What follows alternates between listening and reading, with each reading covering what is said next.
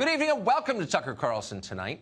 Last summer, CNN reporter Caitlin Collins was barred from a White House event after she asked questions the administration thought were too aggressive. As an organization, CNN has relentlessly attacked Fox News over the years. On the other hand, reporters ought to be allowed to ask hard questions of public officials. Executives here at Fox didn't hesitate. They loudly came to Caitlin Collins' defense. So did special report anchor Bret Baier. So did this show. The big story in Washington today is that Caitlin Collins over at CNN was prevented from covering an event at the White House yesterday. And Caitlin worked for me for years. She's a fair and decent person, and I don't think she should have been prevented from covering anything. Whatever you think of CNN, Caitlin Collins is a great person. Defending her was not a tough call. Then the White House briefly banned CNN correspondent Jim Acosta. Jim Acosta is not a great person. He's awful. Ask anyone who knows him. Still, Fox News stuck to principle. Even awful people ought to be allowed to cover the White House. Fox immediately filed an amicus brief supporting Jim Acosta's return to the White House press pool. Acosta got his credentials back. You may dislike Fox News, but there is no question about this channel's commitment to free speech. We defend speech, even when it's unpopular, even when the person speaking has attacked us personally. Free expression is bigger than any one person or any organization. It is the very heart of this country. It's the foundation of all other freedoms. We really believe that. CNN and MSNBC do not believe that.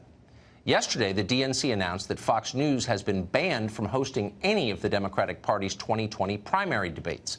DNC Chairman Tom Perez went on television to explain that Fox News simply isn't a real news organization. At the highest levels of Fox News, they're not playing it straight. I do not have the confidence that we need to take such an important part of the nomination process, these debates, and trust them to folks who at the top levels are consulting Donald Trump before they do anything. I couldn't do that. So that's a lie, and everyone in the news business knows it's a lie. Our news anchors don't consult Donald Trump or any other politician before asking their questions. They didn't in 2016, they don't now, they never will. Tom Perez is arguing that a political party should decide who gets to cover the news. Amazingly, CNN and MSNBC agree with him. Jeff Zucker issued a public statement saying so. Zucker didn't do it in his own voice, of course. He prefers to lurk behind the curtain. Instead, Zucker dispatched his creepy little spokesman to deliver the party line. Fox has journalists like Bret Baier who do a good job. But every night in prime time, Democrats are dehumanized. They are attacked relentlessly by Fox News primetime hosts. It was always hard for me to imagine a Democratic primary debate taking place in those hours when figures like Nancy Pelosi and Alexandria Ocasio-Cortez are constantly demonized and attacked. They criticized Nancy Pelosi, screams the eunuch. That's not allowed. They must be excluded. Needless to say, ubiquitous windbag Anna Navarro agrees with that.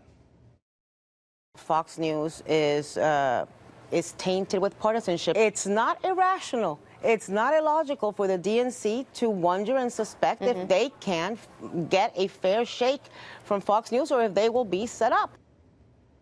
You've figured out the game by now. It's all projection. Everything the left says is projection.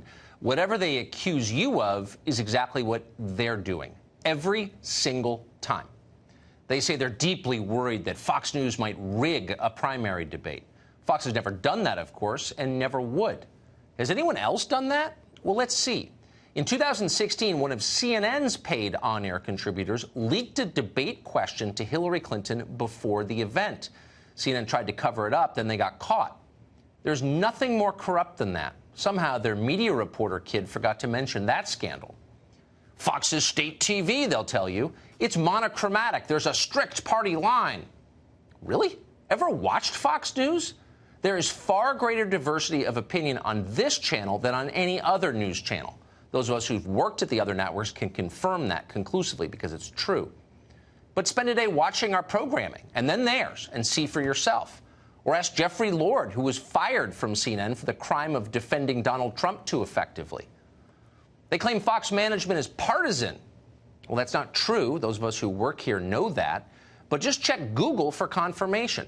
Has any current Fox News executive ever publicly boasted about plans to run for political office?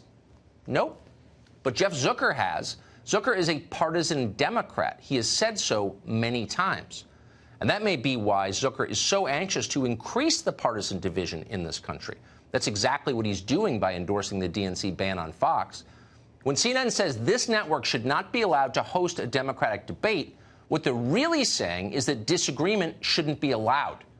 They're making the case against compromise and against bipartisanship.